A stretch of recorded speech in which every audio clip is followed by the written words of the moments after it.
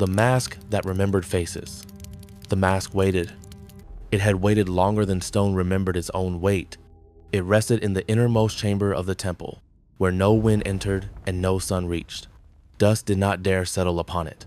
The air itself seemed to avoid lingering too long, as though afraid to be remembered.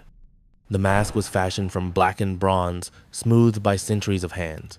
Its surface bore no ornament, no symbol of god or beast, only a human face frozen in perfect neutrality. The eye slits were narrow and deep. The mouth was closed, neither smiling nor frowning. It was not beautiful. It was precise. Every age had given it a name. None of those names survived. When the temple still had priests, they spoke of the mask as a vessel. When the priests were gone, travelers whispered of it as a curse. When even whispers faded, it remained silent, patient, intact. Tonight, footsteps echoed again in the chamber.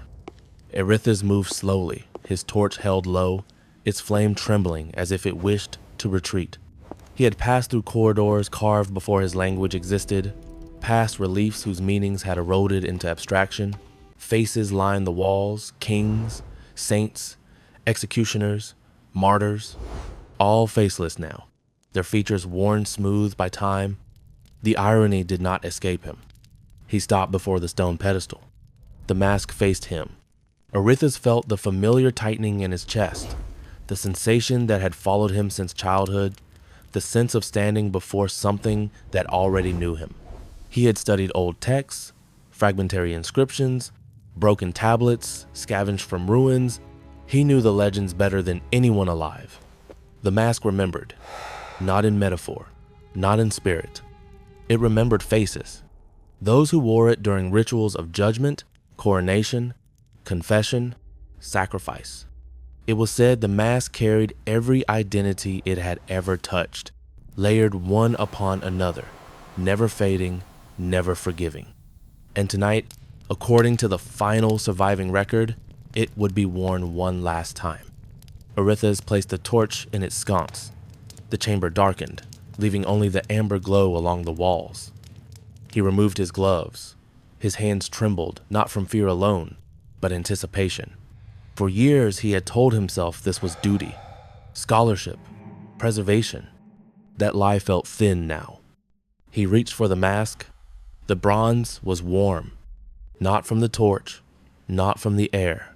From use? The moment his fingers curled around its edges, something shifted not in the chamber, but within him. A pressure bloomed behind his eyes, like a held breath that had waited centuries to be released. He hesitated.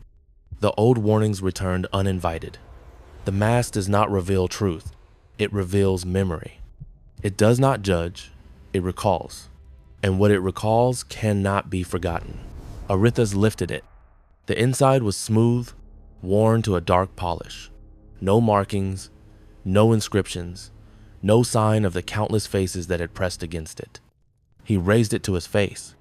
As the bronze touched his skin, the world narrowed. The chamber vanished. Sound collapsed inward. Then, a voice. Not from the air, not from his ears, from inside his skull. "You are not the first." Erithus gasped. The mask sealed itself to his face, heavy and intimate, as if it had always belonged there. He tried to pull it away. His hands did not respond. The voice continued, calm and precise. "You are the last." Images flooded him. Not visions, memories. A man kneeling in blood-stained robes, crown trembling as the mask was lowered upon his face.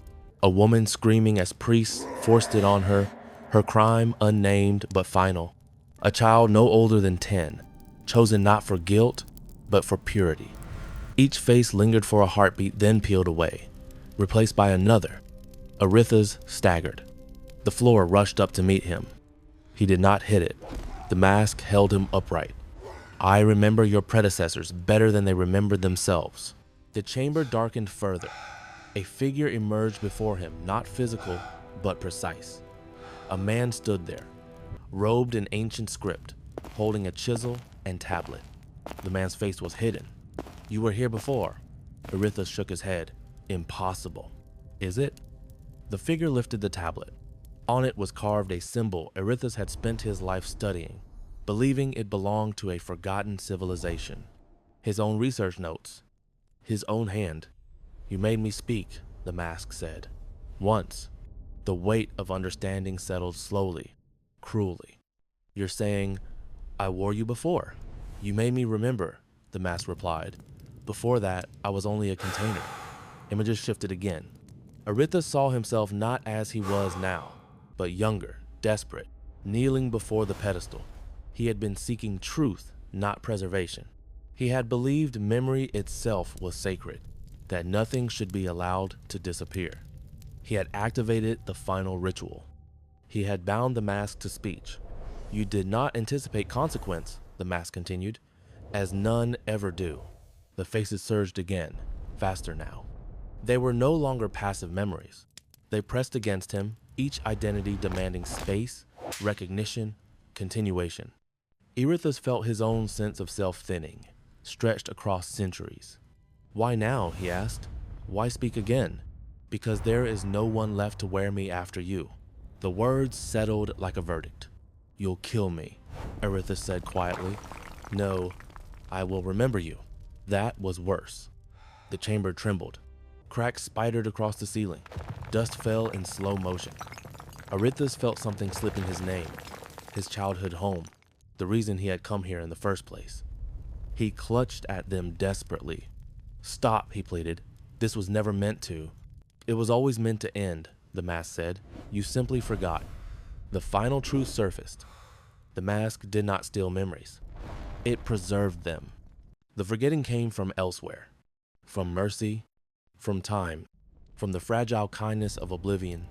By binding memory eternally, Erithus had denied the world its right to forget and denied himself release. The last inscription on the tablet appeared before him, glowing faintly. "When the final face is remembered, the vessel must remain." "What does that mean?" he whispered, though he already knew. "You will not die," the mask said. "You will not live. You will be here." The pedestal rose behind him, stone flowing like liquid. It shaped itself around his legs, his torso, his arms. The mask fused to his face, no longer separate. Erithus screamed once, then not at all. The chamber stilled. The cracks sealed. The torch guttered and went out. In the darkness, the mask waited, and it remembered. Nothing moves as the darkness endures, timeless and complete.